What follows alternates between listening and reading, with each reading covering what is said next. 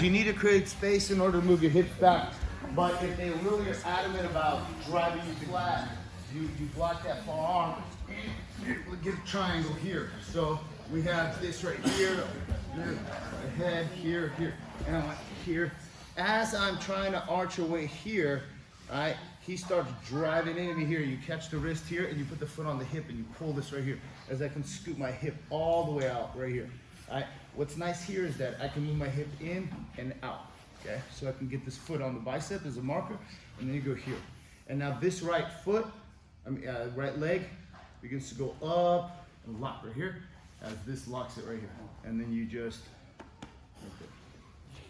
Simple. Yes? Is it because your hand's in there, that's at the plot? Okay. Well, he can't move this shoulder to relieve the pressure and to be able to effectively defend the triangle because this shoulder's locked in, and I'm making sure that I'm locking up the shoulder. But you don't, like a normal triangle, you don't need to twist to... Not at all. I already have it because this right here gives me the angle to do it from here. So as I'm here, right, yeah. I'm keeping him away here, and I move the hip. Okay, so he's not gonna pull his arm out. Yeah. He can only maybe twist it here. So as I go here, right, this is already, look how close my leg is to the joint, to his neck, and then as I come up here, I'm already here, and now here, and then I'm just, and it's really super. The hand in helps though. Yeah. If it weren't there, yeah, it'd be a different. If it weren't there, and I get here, he now can begin to hug his arm, and now, So here, it turns into something different, which is what we talked about here. But here, you still have, you attack the outside arm. Yeah. You know, even if he brings it across here, it's even worse for him here. You know, so you attack the arms when you're doing triangles while you're cranking and tightening that triangle, because it's, guys, when you understand how to apply triangle, you are that much more effective at escaping the triangle. Because for me to show you the escape to the triangle, you want to understand the mechanics of what you need to do to finish it. But when you're in it and you know what they need to do, you're like, hey, I might have done you what I would do if I were in your position, blah, blah, blah. All right, so you're going to pull this up here.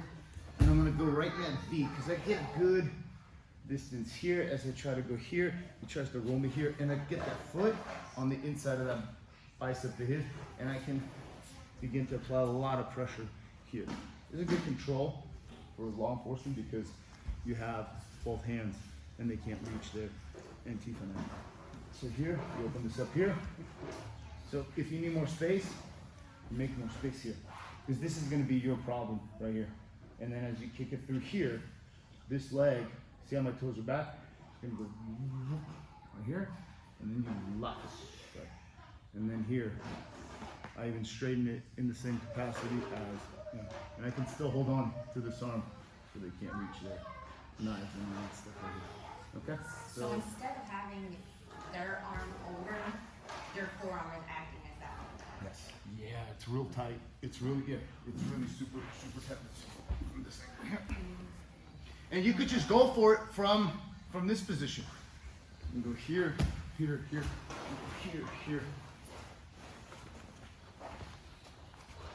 I don't let go of his collar.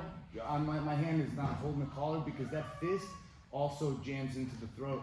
But here, if I just begin to pinch here and then I compress my legs here and I'm still straightening, look, see that right there? Look, this is a loose triangle right here, Mark.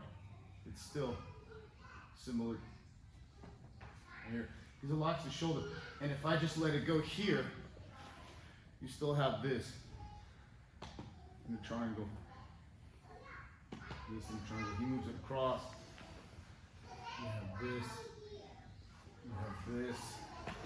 You have all kinds of stuff. You just have to understand that you lock that triangle as a method to hold their head as you would an arm lock.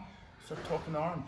You have a Kimura, arm lock, key lock, wrist lock, and then a straight arm lock. So you have all that. And you have two arms. And attack, what I would do is I attack it outside arm, as we did today. Let's just say I did a standard, let's see, from spider guard here. All right, I went here, and here, and here. So I have the triangle, and I'm trying to finish, but he kind of loops his hand around. You attack that arm right there. That's the one that's vulnerable, all right? And if he pulls it out, you have the key lock.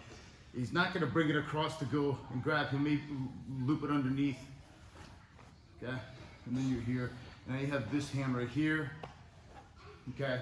If he hides his hands right here, okay, then you have to fish it out.